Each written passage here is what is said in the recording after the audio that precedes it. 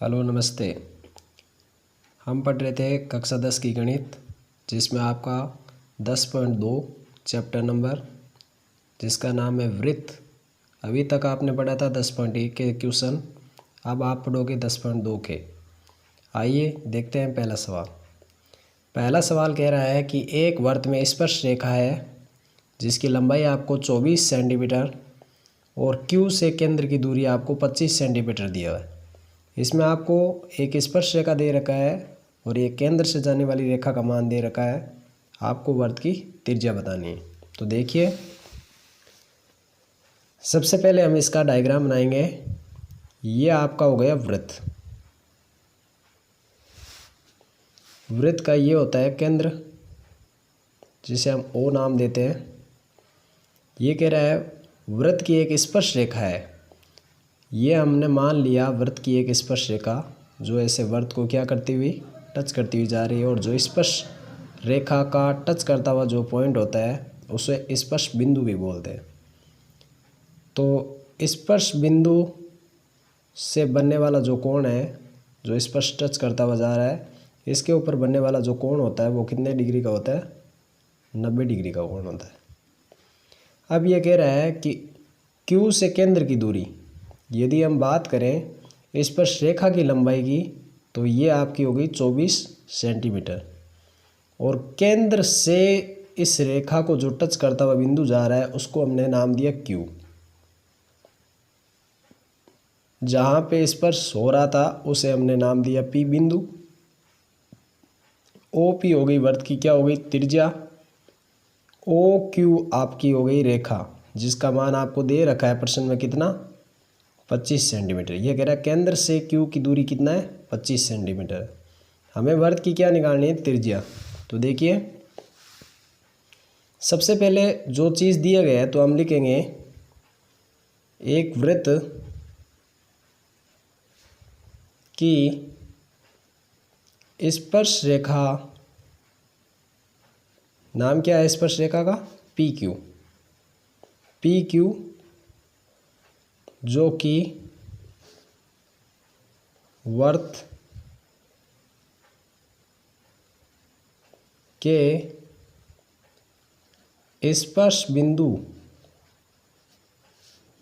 से क्यू की लंबाई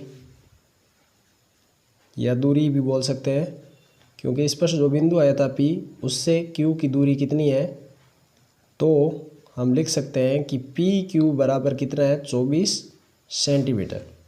ये हमने इसे भाषा सहित लिख दिया। अब आप लिखोगे माना वृत्त की त्रिज्या। अब बताइए वृत्त की त्रिज्या आपकी क्या है? O P. तो ये हमने मानी है ओ पी बराबर, मान लिया मैंने एक्स सेंटीमीटर। इसके पश्चात आपकी जो केंद्र ओ से क्यू की दूरी है वो है आपकी 25 सेंटीमीटर। तो आप लिखोगे केंद्र ओ से दूरी क्यू तक, अर्थात क्या लिख सकते हैं हम इसको? इसका नाम क्या हो गया? O Q. तो आप लिख सकते हो कि ओ क्यू बराबर कितना है? 25 सेंटीमीटर। साथ में आप चाहे तो लिख सकते हैं तथा ओ पी वो हमेशा लंब होता है स्पर्श रेखा पर। पी क्यू है तो लंब से हमें ये प्रतीत हो गया कि ये एक 90 डिग्री का कोण बन रहा है। तो हम इसमें क्या लिख सकते हैं? पाइथागोरस प्रमेय।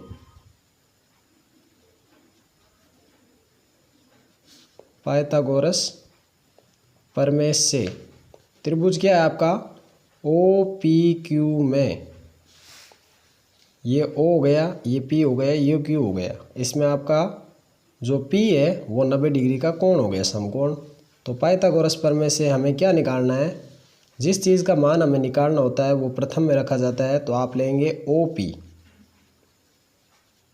बड़ी वाली भुजा में से छोटी वाली भुजा को आप घटा दीजिए। कहने का अर्थ ये है कि आपकी हो गई ऊंचाई यानी कि हम इसे आधार मान लीजिए बलीचाई समकोण में। ये इसका लंब हो गया और ये इसका कर्ण हो गया।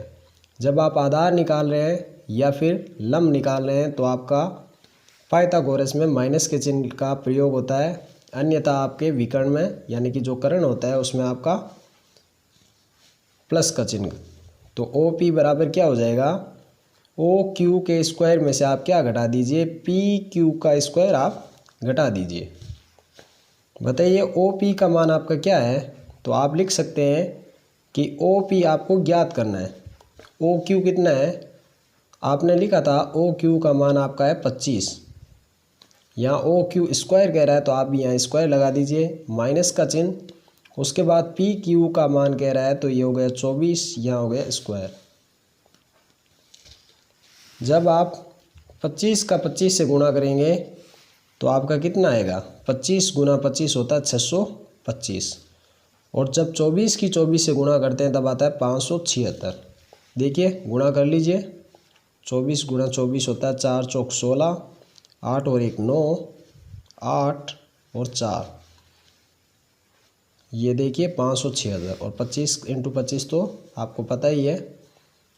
जब 15 में से यानी कि 5 में से 6 ज़्यादा नहीं है तो हासिल देके 15 में से 6 गए 9, और यहाँ हो गए आपके 1, मतलब 61, 61 में से 57 गए तो आपके पास बच गए 4, तो 49।